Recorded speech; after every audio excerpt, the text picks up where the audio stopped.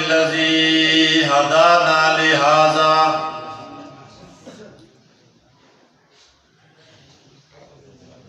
وما كنا لنهتدي لولا أن هدانا الله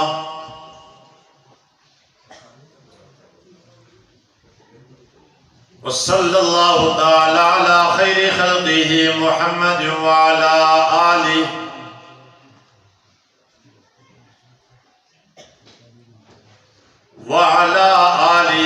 وأصحابه أجمعين.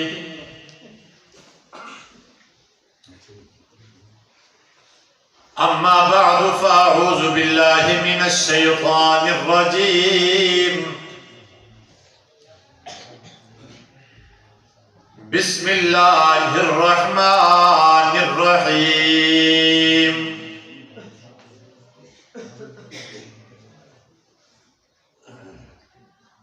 قل إن كنتم تحبون الله فاتبعوني يحببكم الله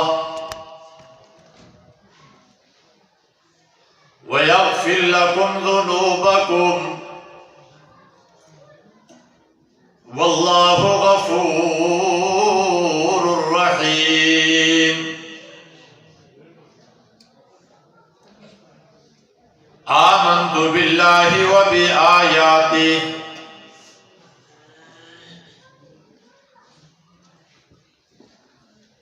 سب سے پہلے مشیت کے انوار سے نقش روح محمد بنایا گیا، پھر اسی نقش سے لے کے تابانیاں بزم کون و مکان کو سجایا گیا۔ امیدیں تو لاکھوں ہیں مگر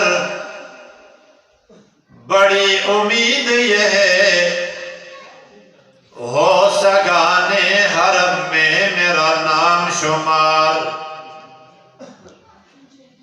جیوں تو ساتھ سگانے حرم کے تیرے پھروں، مروں تو کھائیں مجھ کو مدینہ کے مور و مار۔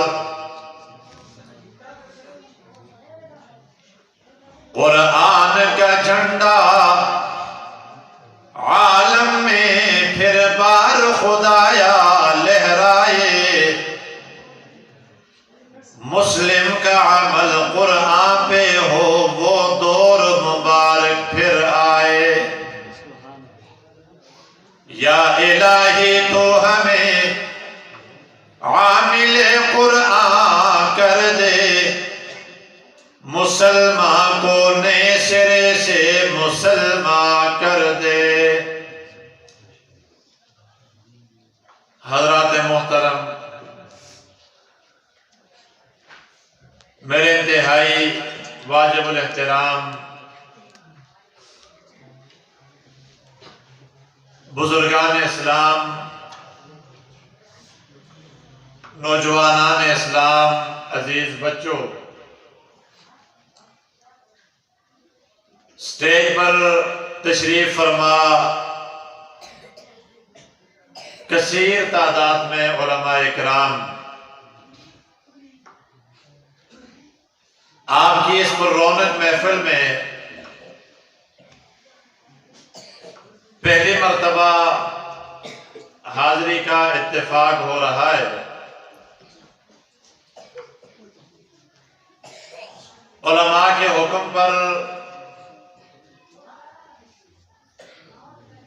میں بھی علماء کرام کو اپنا سبق سنانے کی نیت سے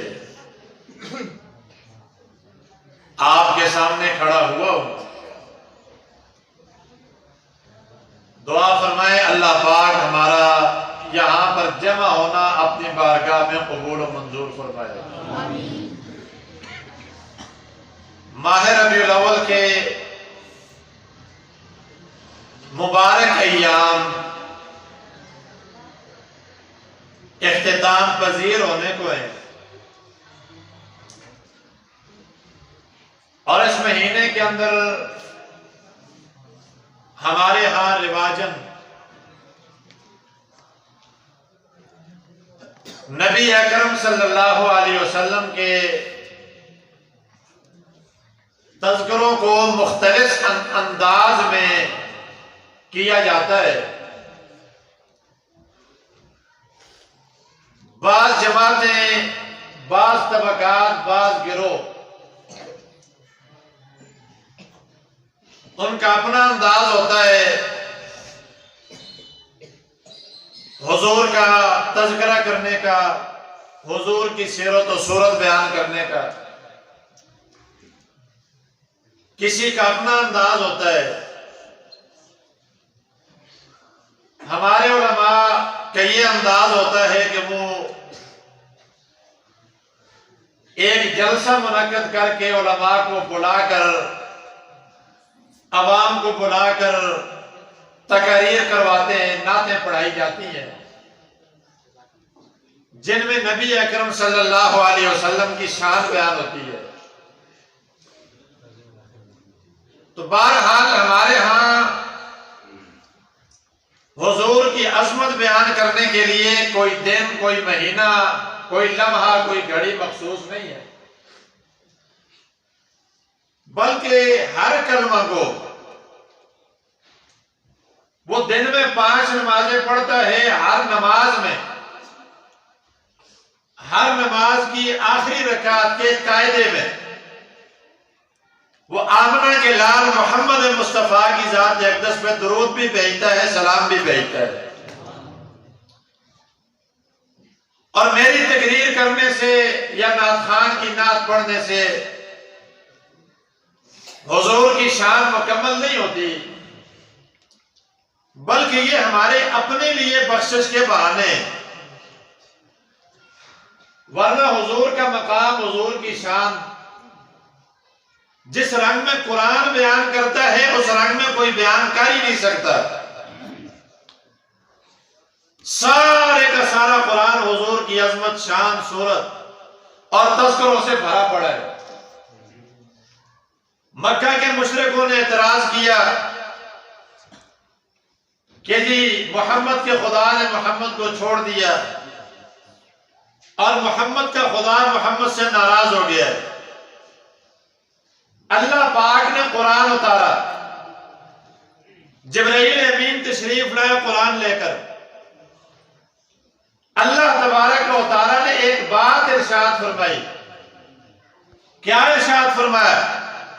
اللہ فرماتے ہیں، فرمایا وَالضُّحَىٰ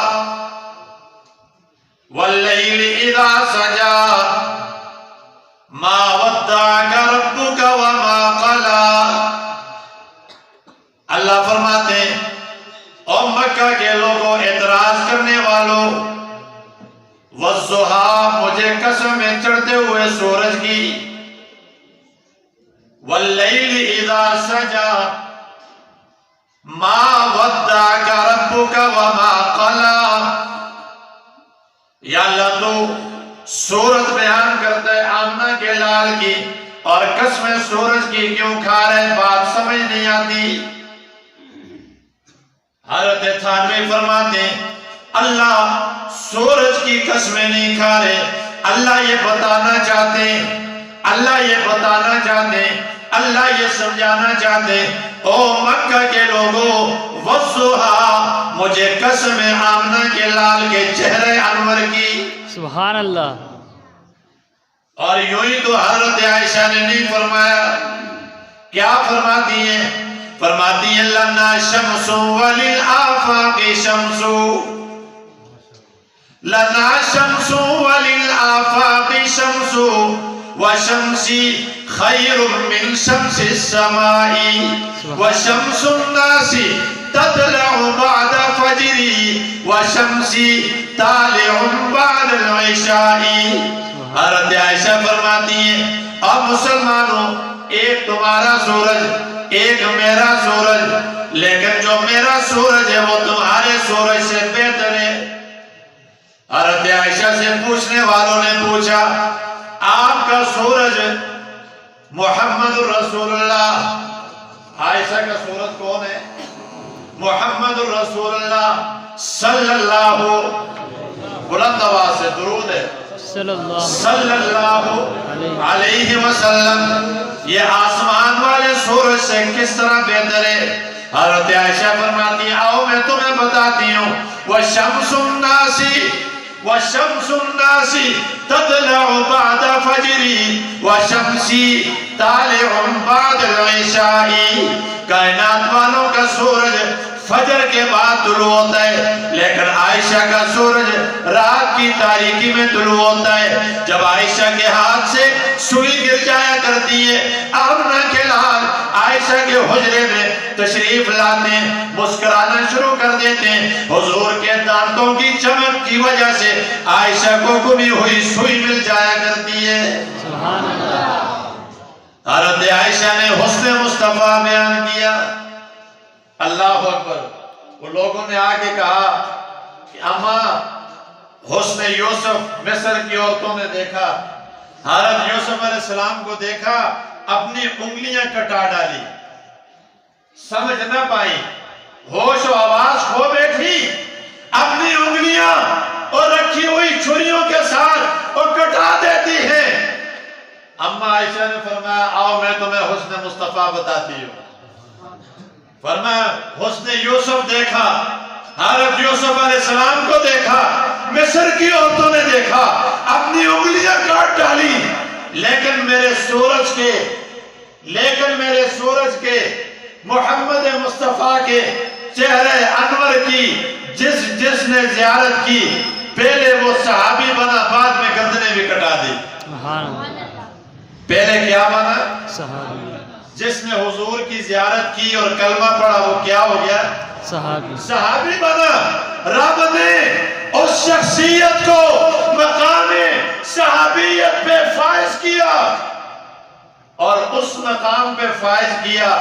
غوث بھی اس سے نیچے، ابدال بھی اس سے اور نیچے، کتب بھی اس سے اور نیچے، اور پوری کائنات کے اولیاء کو اگر اکٹھا کیا جائے، ادنا سے صحابی رسول کی پاؤں کے ساتھ لگنے والی خاک کا مقابلہ بھی نہیں کر سکتے۔ فرما پہلے وہ صحابی بنا، بعد میں گردنیں کٹا دی۔ اور حضرت حسان اٹھ کے کھڑے ہوئے، فرمانے لگے میری اماں نے حسن مصطفیٰ اپنے انداز میں بیان کیا، میں بھی رسول اللہ کا نعت خوان ہوں، آؤ میرا انداز بھی سنو، میری محبت بھی دیکھو۔ کیا فرماتے ہیں؟ وَأَحْسَنُ مِنْكَ لَمْ تَرَقَتُ عَيْنِي وَأَجْمَلُ مِنْكَ لَمْ تَلِدِ النِّسَاءُ خُلِقْتَ مُبَرَّأً مِنْ كُلِّ عَيْبٍ كَأَنَّكَ قَدْ خُلِقْتَ كَمَا تَشَاءُ۔ یہ آمنہ کے لال جیسا حسن و جمال والا حضرت حسان فرماتے آج تک میری آنکھ نے نہیں دیکھا۔ جبرائیل امین تشریف لائے، فرمانے لگے حسان تو شام گیا ہوگا، مصر گیا ہوگا، عراق گیا ہوگا، یمن گیا ہوگا، حبشہ گیا ہوگا، تو نے سرزمین عرب کے انسانوں میں محمد جیسا حسن و جمال والا نہیں دیکھا ہوگا۔ مجھ سے پوچھ، میں نے ساری دنیا کے انسانوں کو دیکھا، انبیاء کو دیکھا، اللہ اکبر، آسمان پہ اور فرشتوں کو دیکھا، جنات کو دیکھا، میں نے خدا کی ساری 18,000 بنائی ہوئی مخلوقات میں محمد جیسا حسن و جمال والا نہیں دیکھا۔ پھر حضرت حسان کیا فرماتے ہیں؟ فرماتے ہیں میری آنکھ کیا دیکھتی، کسی ماں نے جنے ہی نہیں۔ خُلِقْتَ مُبَرَّأً مِنْ كُلِّ عَيْبٍ كَأَنَّكَ قَدْ خُلِقْتَ كَمَا تَشَاءُ۔ جب اللہ نے آمنہ کے لال کو بنایا، ساری دنیا کے عیبوں کو، ساری دنیا کی غلطیوں کو اکٹھا کیا، اللہ نے فرمایا اور دنیا کے عیبوں اور دنیا کی غلطیوں، ساری دنیا کے انسانوں کے قریب تو جا سکتی ہو، لیکن میں نے اپنے لاڈلے کو بنا دیے، میرے محمد کے قریب نہ جانا۔ خُلِقْتَ مُبَرَّأً مِنْ كُلِّ۔ یہاں پہ مجھے چلاسی بابا کے ایک شعر یاد آ رہا ہے کیا فرماتے ہیں؟ فرماتے ہیں کتاب من اللہ لا ریب فی، کتاب من اللہ لا ریب فی، رسول من اللہ لا عیب فی۔ اللہ نے جو ہمیں قرآن عطا کیا، جو کتاب عطا کی، وہ لا ریب، وہ کیا ہے؟ لا ریب۔ لا ریب دا معنی کی ہے اس میں کوئی شک۔ اور اس کتاب کو، خدا کے اس کلام کو جمع کرنے والے کون ہیں؟ صحابہ۔ قرآن کو کتابی شکل دینے والے کون ہیں؟ صحابہ۔ صحابہ اکرام۔ جمع کرنے والے، مرتب کرنے والے کون ہیں؟ صحابہ اکرام۔ اللہ نے فرمایا ذالک الکتاب لا ریب فیہ، فرمایا میرے اس کلام کو کتابی شکل دی جاتی ہے، مرتب کیا جاتا ہے، جمع کیا جاتا ہے، ارے کتاب بنا کے امت کے سامنے پیش کیا جاتا ہے۔ اللہ فرماتے ہیں میں جب قرآن کی حقانیت کا اپنے قرآن میں اعلان کرتا ہوں، میں ذالک الکلام نہیں کہتا بلکہ ذالک الکتاب کہتا ہوں، اس لیے کہ میرے اس کلام کو جمع کرنے والے صحابہ اکرام ہیں۔ فرمایا جو آدمی صحابہ اکرام کے ایمان میں شک کرنے والا ہے، گویا کہ اس نے میرے کلام میں شک کیا۔ جس نے میرے کلام میں شک کیا، گویا کہ اس آدمی کا مجھ خدا کے ساتھ کوئی تعلق ہے، کوئی تعلق ہے۔ چراسی بابا فرماتے ہیں کتاب من اللہ لا ریب فی، کتاب من اللہ لا ریب فی، رسول من اللہ لا عیب فی۔ اللہ نے جو قرآن ہمیں عطا کیا اس میں کوئی شک نہیں، اور جو پیغمبر ہمیں عطا کیا اس میں کوئی عیب نہیں، کوئی عیب نہیں۔ اور جس میں عیب ہوتا ہے وہ پیغمبر، بڑے لوگوں کی باتیں بڑی ہوتی ہیں۔ حضرت سلطان العارفین سلطان بہو نام سنا ہے؟ جی۔ حضرت بہو، ان کے نام سے ایک منصوب آج کل ایک فرقہ بھی پھرتا ہے نا، جو اپنے آپ کو حق بہو کہتے ہیں۔ کیا کہتے ہیں؟ حق بہو۔ حق بہو۔ حالانکہ اس طبقے کا شاید حضرت بہو کے ساتھ دور کا واسطہ بھی نہ ہو، نام استعمال کیا جاتا ہے۔ ہاں، نہ بہو ہے نہ حق ہے، یہ بہو ہے۔ حضرت فرما رہے ہیں یہ کیا ہے؟ بہو ہے۔ جو کہہ نا میں حق بہو مت، وہ کیا ہے؟ بہو۔ حضرت سلطان العارفین سلطان بہو کو الحمدللہ ہم مانتے ہیں، ولی نہیں مانتے بلکہ ولیوں کا امام مانتے ہیں۔ ولیوں کو بھی مانتے ہیں، ولیوں کی بھی مانتے ہیں۔ یہی بات ہے یہ نہیں؟ ولیوں کو بھی مانتے ہیں، ولیوں کی بھی مانتے ہیں۔ ایک آدمی آیا نا، ایک موقع پر حضرت بہو نے بڑے عجیب اشعار کہے نا، وہ اشعار بھی سنا دوں اگر آپ کی اجازت ہو؟ سنا دے۔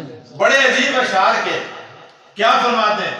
فرماتے ہیں یاران صد ہزار والے یار مائی کیس، یاران صد ہزار والے یار مائی کیس، غم خار کس نہ دیدم دلدار مائی کیس۔ فرماتے ہیں دنیا کے لوگوں تمہارے بھی دوست ہوتے ہیں، یار ہوتے ہیں، لنگوٹیے یار ہوتے ہیں، فرینڈز ہوتے ہیں۔ کیا ہوتے ہیں؟ فرینڈ۔ آج کل پرانی یاریاں لوگاں چھوڑ دیتی ہیں، نیٹ دی ہیں یاریاں۔ میرے ساتھ آئی ڈی میں اتنے فرینڈز ہیں جی، ہاں اتنے فالوور ہیں جی، میرے اتنے لائکس ہیں جی۔ پرانی دوستیاں کو لوگ بھول گئے۔ حضرت بہو فرماتے ہیں یاران صد ہزار والے یار مائی کے، یاران صد ہزار والے یار مائی کے، غم خار کس نہ دیدم دلدار مائی کے۔ او دنیا والو تمہارے بھی دوست ہوتے ہیں، لیکن میں نے دوستی اس رب کے ساتھ لگائیے جو میرے غموں کو بھی دور کرنے والا ہے۔ آنا جبین خدرہ، آنا جبین خدرہ، بردر کسے براند، مشرق یکی بدانوں کے جائے پناہ یکیس۔ حضرت بہو فرماتے ہیں اور دنیا کے لوگوں اپنی جبین نیاز کو درباروں پہ مت جھکایا کرو، قبروں پہ مت جھکایا کرو، پیروں کے سامنے مت جھکایا کرو، پتھروں کے سامنے مت جھکا کرو۔ جو بھی اپنی زمین نیاز کو اللہ کے دربار کے علاوہ غیروں کے دروازوں پہ جھکاتا ہے، حضرت باؤ فرماتے ہیں میرے نزدیک وہ پکا مشرک اور پکا کافر ہے۔ کس کا اعلان ہے؟ حضرت باؤ کا۔ حضرت سلطان العارفین آنا جبین خضرا بردر کسے براند، مشرک مشرک مشرک مشرک یقین بدانو کہ جائے پناہ کیس۔ فرماتے ہیں میرا یہ عقیدہ ہے، میرا یہ ایمان ہے، میرا یہ نظریہ ہے کہ جب بھی میرے اوپر کوئی مصیبت آتی ہے مجھے پناہ دینے والی ذات صرف اور صرف اللہ کی ہوا کرتی ہے۔ آگے بڑی عجیب بات کی، کیا فرماتے ہیں؟ بر درد و غم نہ کردم حولا قبر حجر، زیرا کہ درد ہارا جائے دوائے کیس۔ فرماتے ہیں جب بھی مجھے کوئی بیماری آتی ہے، کوئی غم آتا ہے، کوئی مصیبت آتی ہے، کوئی مشکل آتی ہے، بر درد و غم نہ کردم حولا قبر حجر، زیرا کہ درد ہارا جائے دوائے کیس۔ فرماتے ہیں جب میرے اوپر کوئی مصیبت آتی ہے نہ میں کسی دربار پہ جاتا ہوں، نہ کسی مزار پہ جاتا ہوں، نہ کسی قبر کا طواف کرتا ہوں، نہ کسی پتھر کو باعث برکت مانتا ہوں، نہ کسی پتھر کا طواف کرتا ہوں، بلکہ مجھے پتہ ہے میرے غموں کو دور کرنے والا، میری بیماریوں کو دور کرنے والا ایک ہی عرش والا خدا ہے۔ لوگ آئے حضرت باؤ کو آخر لگے حضرت اتنی سخت گلا کر دیو، اتنی سخت تقریر کر دیو، ایک گلا تو سن کو کس دسیں، یہ باتیں آپ کو کس نے بتائی ہیں؟ انہوں نے فرمایا مجھ سے پوچھتے ہو، یار تم خود بھی مسلمان ہو، کلمہ پڑھتے ہو، قرآن کو مانتے ہو، انبیاء کو مانتے ہو، اور میری باتیں تمہیں کڑوی نظر آتی ہیں جو میں قرآن کا آئینہ تمہیں دکھا رہا ہوں۔ اللہ اکبر۔ فرمانے لگے آؤ میں تمہیں بتاتا ہوں مجھے یہ باتیں کس نے بتائی۔ کیا فرماتے ہیں؟ ہر شرع ما تقدم بے باک ترک کردم، زیرا بدر منیر سالار سالار مائے کیس۔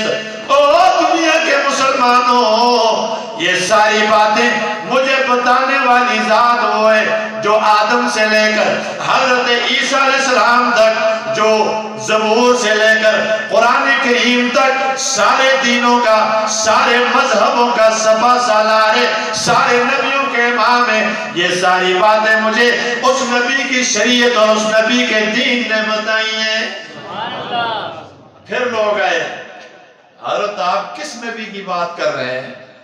ہم بھی تو کلمہ پڑھتے ہیں، ہم بھی تو مسلمان ہیں، ہم بھی تو عاشق رسول ہیں، لیکن اصل سن ایک غلط ہے آپ نے ملانے بولو نہیں سنیا، تسی بڑیاں سخت گلاں تے سخت تقریراں عجیب عجیب گلاں کر دیو تے نہ کہندے ہو اسلام دا تے قرآن دا تے دین دا تے شریعت دا۔ اللہ اکبر، اللہ اکبر۔ میرا خیال یہ ہے کہ ہو سکتا ہے ان باتوں کی وجہ سے، اس اعلان کی وجہ سے لوگوں نے حضرت باؤ کو بھی کہا ہوگا کہ یہ گستاخ رسول ہے۔ ہو سکتا ہے نا، جو اگلے اشعار انہوں نے پڑھے بڑے عجیب انداز میں، ہو سکتے ہیں توحید بیان کرنے پہ، قرآن بیان کرنے پہ لوگوں کا خیال ہوتا ہے ولیاں کو نہیں مانتا، یہ تے درود کو نہیں مانتا، یہ ذکر کو نہیں مانتا، ہاں یہ تے گستاخ ہے، کرامات کو نہیں مانتا، جیسے آج کے لوگ علماء حق کو کہتے ہیں نا۔ کہا ہوگا حضرت باؤ نے فرمایا محمد مصطفیٰ کا تعارف اگر پوچھنا چاہتے ہو آؤ میرے سامنے زانو تلمس دیکھو، میں تمہیں محمد مصطفیٰ کا تعارف کرواتا ہوں۔ کیا فرمایا؟ بارو سبحان اللہ نہ کرو، اندر آؤ،